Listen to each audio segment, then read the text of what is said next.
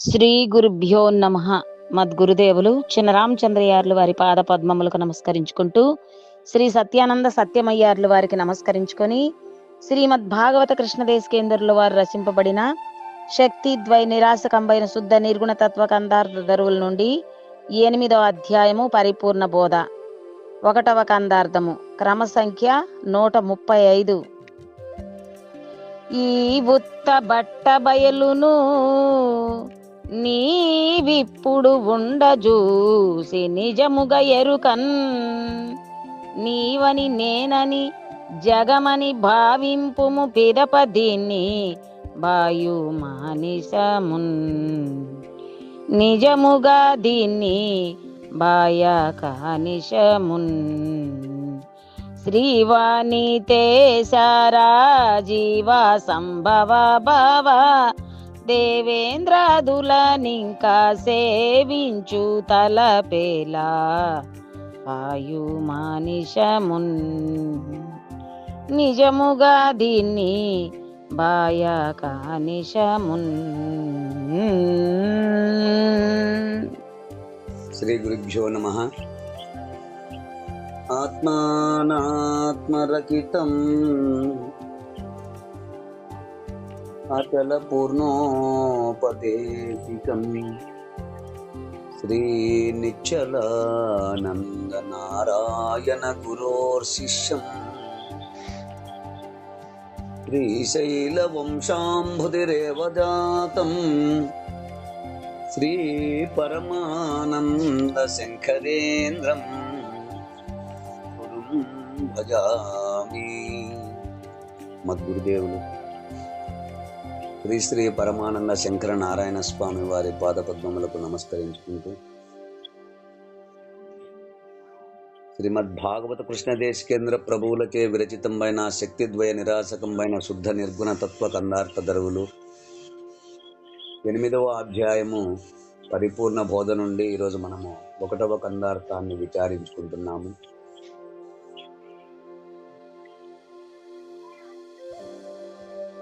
అచల లక్షణములో పరిపూర్ణ బ్రహ్మమనగా ఎట్టిదో, లక్షణరహితమైన పరిపూర్ణ పరబ్రహ్మము అన్వయ వ్యతిరేక లక్షణములతో అభ్యాస పద్ధతిలో శిష్యునకు ఇదివరకే దృఢపరిచి ఉన్నారు. ఇక ఇప్పుడు ఈ అధ్యాయము పరిపూర్ణ బోధలో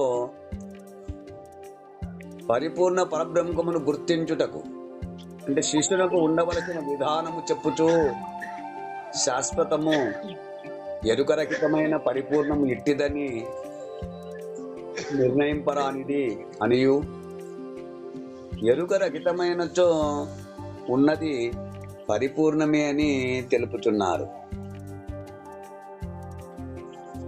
పరిపూర్ణ బోధన 1వ కందార్థము క్రమ సంఖ్య 135 పరిపూర్ణ బోధ.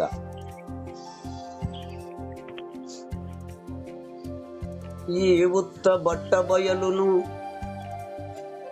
నీవిప్పుడు ఉండజూచి నిజముగా ఎరుకన్, నీవని నేనని జగమని భావింపుము పిదప దీన్ని భాయు మానిసమున్, నిజముగా దీన్ని భాయక నిశమున్. శ్రీ వనితేశ రాజీవ సంభవ భవ దేవేంద్రాదులనింక సేవించు తలపేల ఆయు మానిసమున్, నిజముగా దీన్ని భాయక అనిశమున్.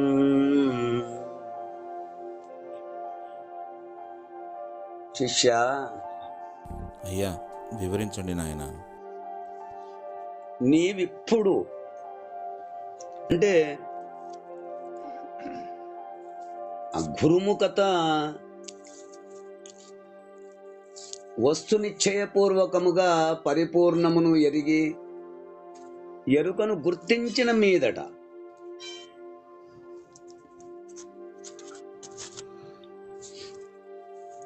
అంటే ఈ ఉత్త బట్ట బయలును, అంటే బయలు అనగా ఆకాశము,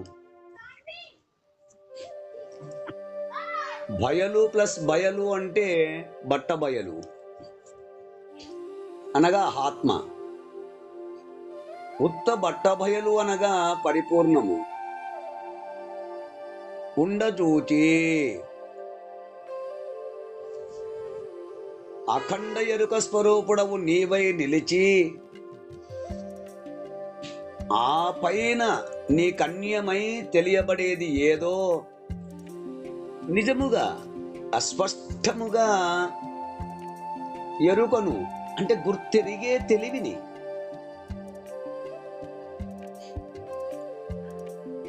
అంటే ఈ పరిపూర్ణ పరబ్రహ్మమే శాశ్వతముగా ఉన్నదని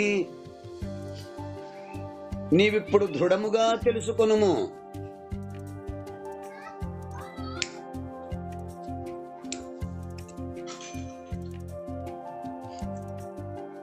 నీవని నేనని జగమని భావింపుము. ఇక ఎరుకనగా నీవు జీవుడు, నేను అనగా ఈశ్వరుడు, జగత్తు అనగా నా నుంచి వికార రూపముగా ఏర్పడిన సమస్త బ్రహ్మాండము అని తెలియము. గుర్తించి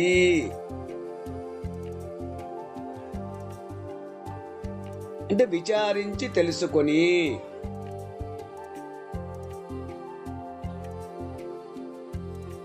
పిదప దీనిని భాయుమానిసమున్, ఇక విచారించి గుర్తించిన గుర్తును గురువాక్యము చేత విడిచి ఉండుము. అంటే ఈ మూడు ఎరుకయే అని గ్రహించి విడిచిపెట్టుము.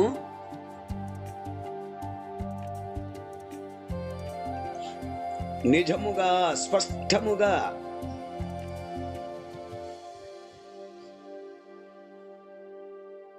గురువాక్యము ద్వారా ఈ పరిపూర్ణ పరబ్రహ్మమే శాశ్వతముగా ఉన్నదని ఉన్నది ఉన్నట్లుగా గ్రహించి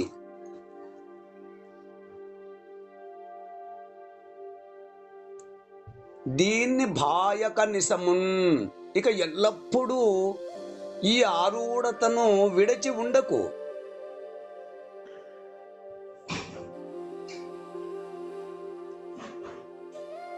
అంటే గురుముఖత వస్తునిశ్చయపూర్వకముగా పరిపూర్ణము ఎరుకలను దృఢపరుచుకొని అస్వతఃసిద్ధమైన పరిపూర్ణమునందు నువ్వు నేను అనే భిన్న దృష్టి కలిగిన ఎరుకకు మూలము గాని స్థానము గాని లేదని ఏ గుర్తు చేత ఆరూఢత కలుగుచున్నదో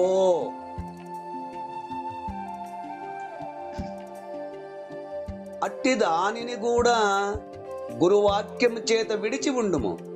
ఇది ఏ నిర్ణయము లేని స్థితి, అచల పరిపూర్ణ భ్రాంతిరహిత స్థితి.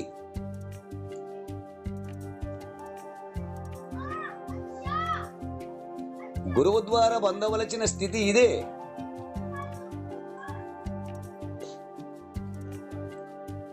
అలా ఎరుకను నిజముగా విడవక శ్రీ వనితేశ రాజీవ సంభవ, సాక్షాత్ శ్రీ మహాలక్ష్మికి భర్త అయిన ఆ శ్రీ మహావిష్ణువు, అంటే విష్ణువు నాభినాళము నుండి పుట్టిన పద్మము నుండి ఉద్భవించిన చతుర్ముఖ బ్రహ్మ. భవ అనగా భవుడు, పుట్టుక లేనివాడు మహేశ్వరుడు, దేవేంద్రాదుల అంటే స్వర్గాది పతుడైన దేవేంద్రుడు మొదలైన దేవతలను ఇంకా సేవించు తలపేలా. ఆ విధముగా వారిని పూజించుటచే మోక్షము కలుగునని ఆలోచన మానుము.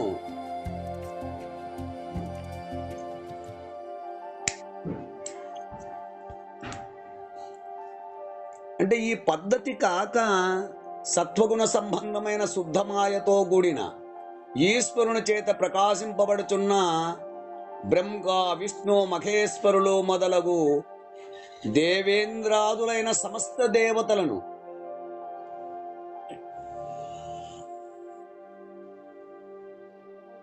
జన్మరహిత విధానము పొందుటకు నవవిధ భక్తులతో వారిని ఆశ్రయించుట కూడదని,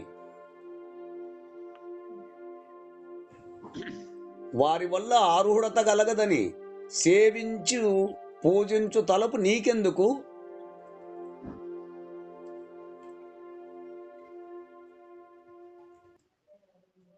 అవన్నీ ఎరుకతో కూడిన ఉపాధి స్వరూపములే అని తెలిసి వాటి యందు భ్రమను విడిచిపెట్టుము.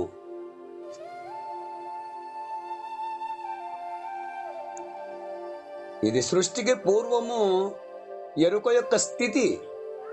ఈ స్థితికి కూడా వేరై స్వతసిద్ధమై ఉన్నది ఉత్తబట్ట బయలు.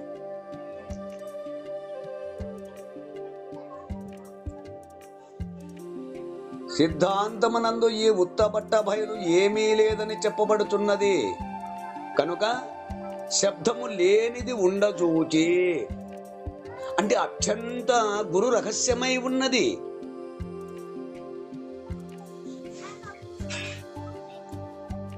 అది గురువు చే మాత్రమే తెలుసుకోదగినదై ఉన్నది.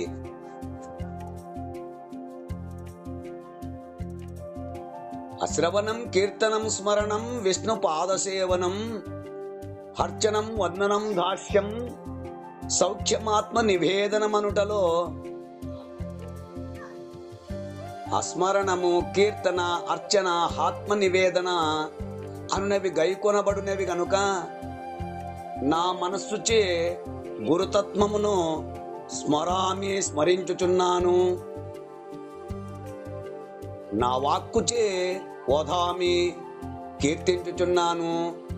లేక గురుతత్వమును గూర్చి మాట్లాడుచున్నాను.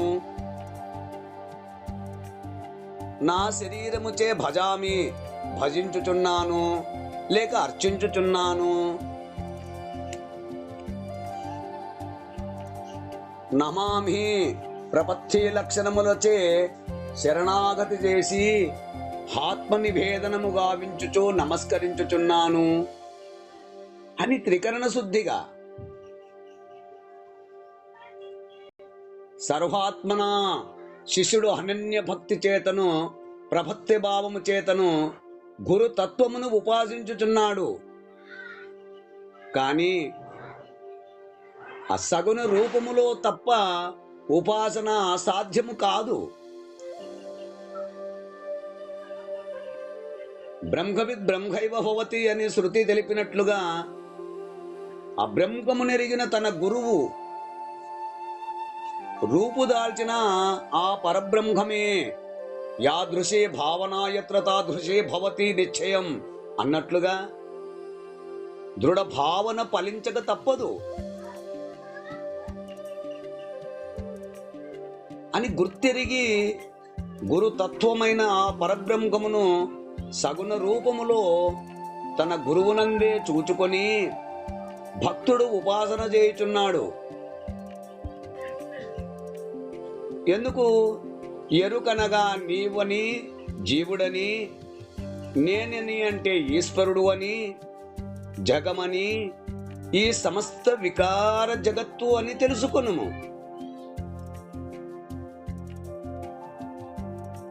ఎరుక త్రిగుణాత్మకము.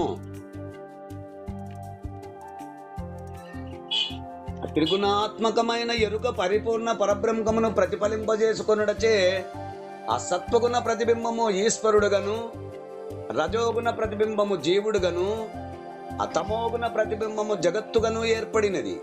ఈ మూడును ఎరుకయే. ప్రతిబింబములే కనుక లేనివి అని తెలుసుకొని పిదప దీన్ని భాయుమానిసము, దీన్ని అనగా ఎరుక అని చెప్పరాదు. ఎరుకను విడిచిపెట్టమని కాదు ఇక్కడ ప్రశ్న, జగత్తును విడిచిపెట్టుము అని అర్థము. ఎందుకు అంటే కృష్ణదేవికి భావం ఇదియే. ఎరుకకు పారమార్థమునందు స్థానము గాని, నిలకడ గాని, మూలము గాని లేదు గాని, అంటే పరిపూర్ణమునందు ఎరుక, పారమార్థికంగా ఎరుక లేదు. కానీ ఎరుక వ్యవహారికముగా సత్యమే, ఎరుకకు ఎరుక సత్యమే.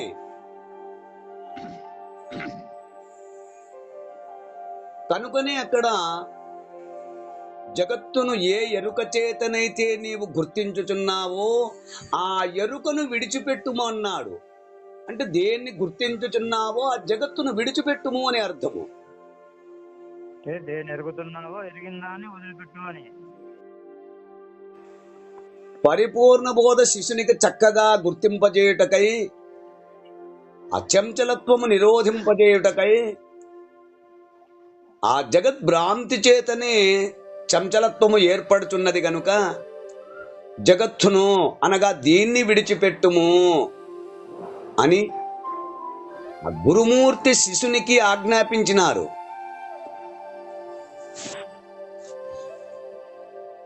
అంటే జగత్తు మీదకు దృష్టిని పోనీయవద్దు అని తెలిపినారు.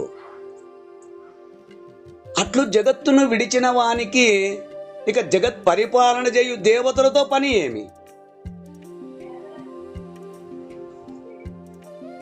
అట్లు జగత్తును విడిచిన వానికి ఇక జగత్ పరిపాలన చేయు దేవతలతో పని ఏముంటుంది? కనుక శ్రీ వనితేశ రాజీవ సంభవ భవ దేవేంద్రాదులను కూడా విడిచిపెట్టుము అన్నారు. ఈ విధముగా జగత్ పరిపాలకులైన దేవతలను విడిచినచో ఇక నీవు జీవుడు, నేను ఈశ్వరుడనైన గురుమూర్తిని, ఇద్దరు మాత్రమే ఉన్నారు ఇక్కడ. ఇంకా అప్పుడు గురువు చెప్పే పరిపూర్ణ బోధ చంచలత్వము లేకుండగా శిష్యుడు చక్కగా గ్రహించుటకు వీలు కలుగును.